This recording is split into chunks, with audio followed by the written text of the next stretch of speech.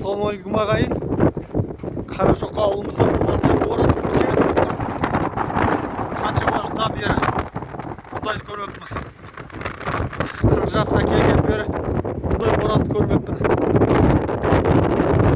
99 жылы бұндай болған расменде. Боран базар жоқ, боран екен. Мықты боран екен.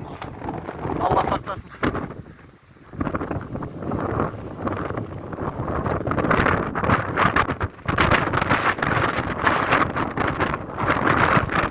Денсаулық болсын ағайын.